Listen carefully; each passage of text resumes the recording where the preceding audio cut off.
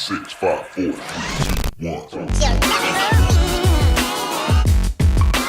What's up, guys? Welcome to today's vlog number 99. This one is cool because we have a live model who's Madison, which is also our receptionist at the salon. So pretty cool. I never cut her hair before. What I wanted to do is show you guys a variation of the haircut that I've been doing with the twist cutting on top, but I wanted to show it to you on a live model so that you can see how it works on a real person as well. She's also got slightly wavy hair, so it's gonna be really cool to see it that way as well. So hope you guys enjoy this cut. Let's get started with our step-by-step. Here we go. All right, guys, so like I said at the beginning, this is our receptionist, Madison.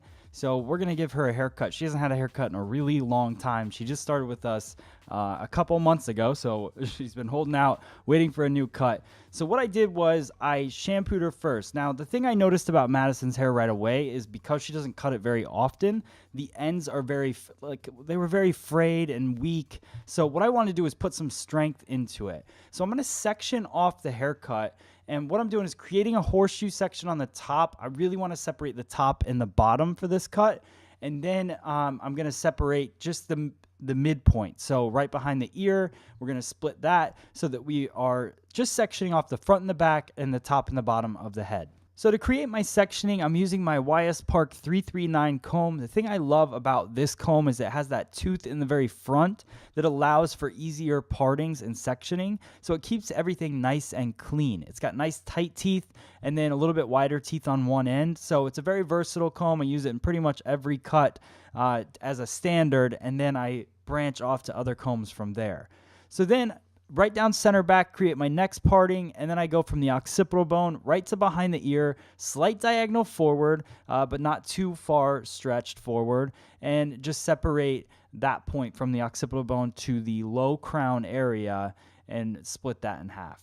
What this is going to do is allow me to cut into the base of the hair, and where I talked about, you can see how that's kind of broken and weak. I'm also going to be using a cutting tool. And I'm just going to go in, I'm going to start to create that really strong baseline. So I see where the hair is weak. Madison didn't want to lose a lot of length. That's a very salon reality feeling. So I look at where the hair starts to look weaker, and that's where I start my line. With some people, this might have to be a little bit higher. Some people, it can be a little bit lower. We're taking about 2 inches off of her hair to get a clean line going, a nice solid base, and then we'll go through and start our layering after that. So I comb everything down, couple inches at a time, bringing more hair down to it, using that as a stationary guide, using her back as a flat surface, and just creating that solid line through.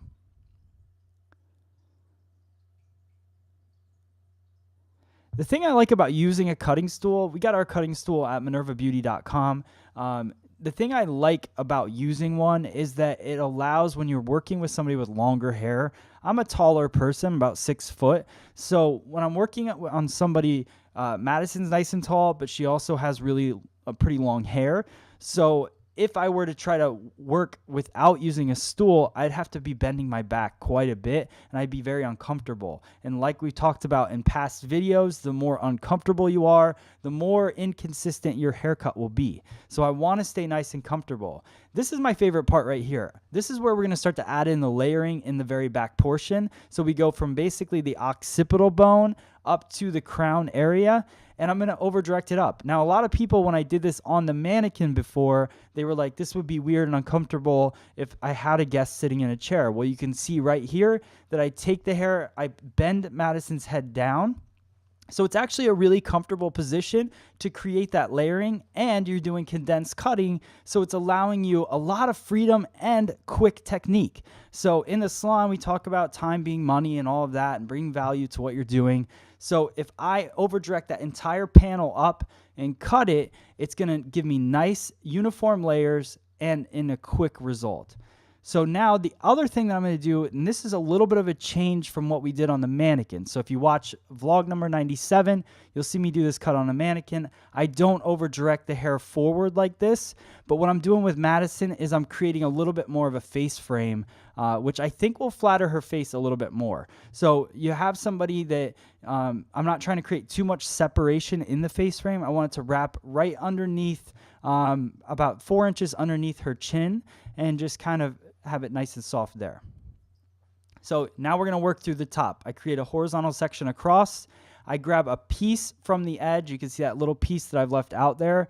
That's going to be my guideline from the face frame. With Madison, I didn't want to create a short bang because she didn't want short bangs. So I go a little bit longer with the technique, which totally works. And I go through and I over direct the hair down, twist it, and give it a cut. That twist, what that does is it over directs the hair on both sides, so it gives it kind of a U shape in the very front, which is a really nice soft feeling to the layering.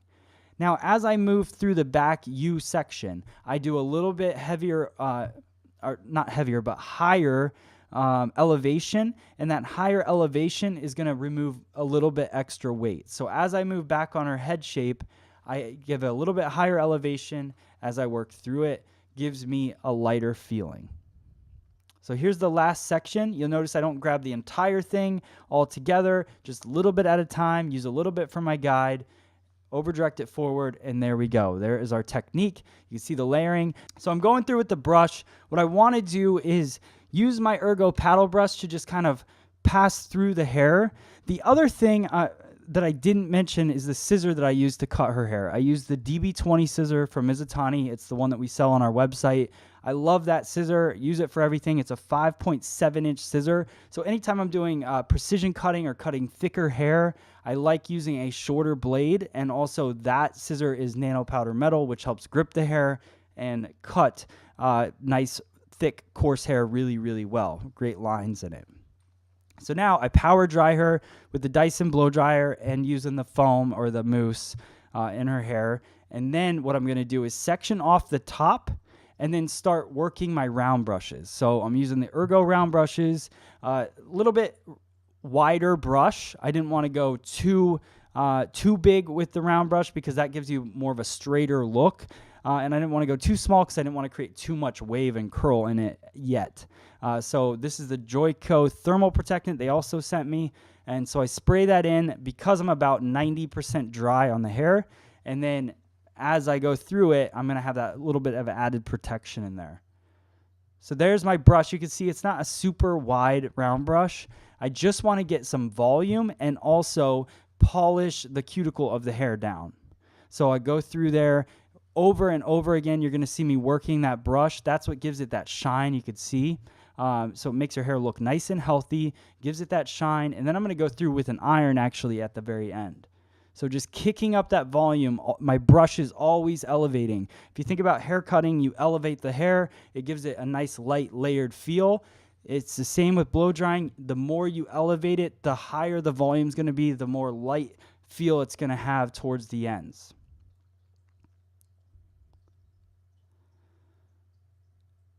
Same thing, I let it cool. I think a lot of people just quickly would take their brush out. You got to let it cool down a bit, and then I kind of unwrap the brush so that I don't pull that curl out of there or that wave that I've put in there. I even went back through in this section and did it again because I felt like it just didn't quite have that polish on it that I wanted. So you never want to skimp on something, just go back in there and rework it. So last little bit on the side. You'll notice everything's kind of coming off of the face. So my thought was if I iron or if I work the blow dryer and work the brush off of the face, it'll open everything up. So now we move into the last section of the blow dry, which is that U-shaped section. What I'm going to do is split that basically in half. And as I work through the top, the very first half of this section is going to be blown dry back towards me, towards the back of the head. And then the front part is going to be blown dry forward towards the face to give it maximum volume right in the very front.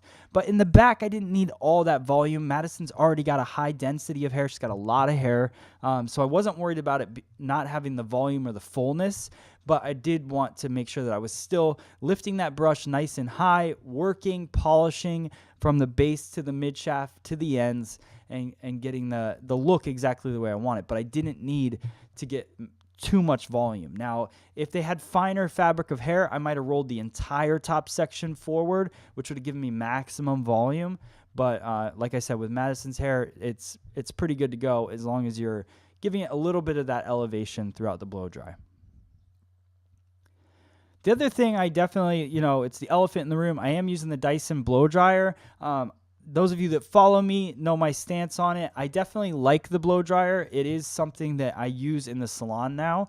I didn't mind spending the extra money on it, but I do believe that most professional dryers are just as good as this dryer. The thing I like about it, I like the lightweight feel of it. I like anything that's new technology, so I didn't mind spending money on that. But I pretty much feel that you're paying for the new technology with that blow dryer. I don't think it's necessarily that it's going to blow dry your hair so much better than a professional dryer. I do strongly feel that you should not go cheap on a blow dryer though. Don't just run and grab a $20 blow dryer. Make sure that it has key benefits for your hair. It's ionic and different things, that it's not just blow drying your hair with extreme heat. It's blow drying your hair with more modern technologies. So just make sure, a key thing to know is if you're spending between $60 to $200 on a blow dryer, you're going to be pretty good to go and safe in that regard. So last little bit, like I said, I'm blow drying everything forward, wrapping it towards the face instead of away from the face. What that's going to do is give me that maximum volume in there, and I wanted to really pop it up in the fringe area. We did cut some of that face framing around, so this is going to give me all that volume that I'm looking for.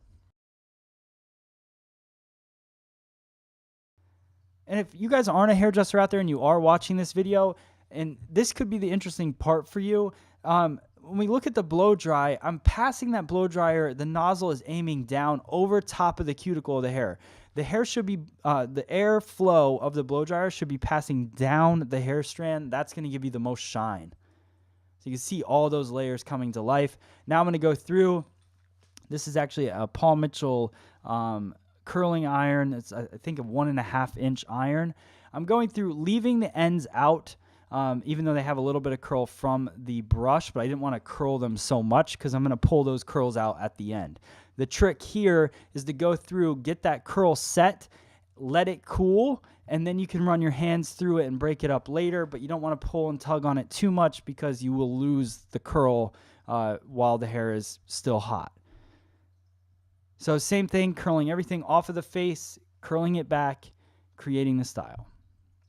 Last few sections right on the top.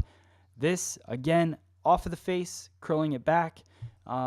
We already created the volume using the brush, so this is really just to work the ends and the mid shaft and just to kind of give it that curl back.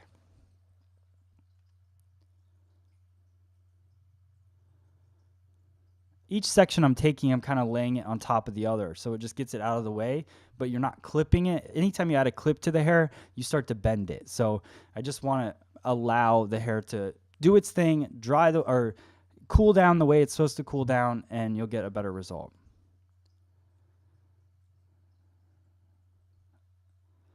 There is the last one. You can see all those curls, see how healthy her hair looks now. We definitely cleaned it up a lot. It's like brought all new life to the hair. So if you guys like this video, definitely let me know in the comments below. We're going to finish it off. This is, I believe, just a firm hold hairspray. This is from Joico as well. Just going through there, separating the pieces, pulling the hair out. You don't want to leave it curled the way it was. So I like to stretch those curls out, break them up, give it a more natural feel. So if you guys like it, hit the like button. Let me know below if you have any questions. Thanks for watching. Alright guys, like always, if you liked the cut, then hit the subscribe button, hit the like button, share this video with all of your friends out there, and if you have any questions, then post them in the comments below. I love hearing your questions, and also, you guys know that I love seeing if you made it this far in the video, post that below as well. Thank you guys so much for watching. I'll see you on the next video.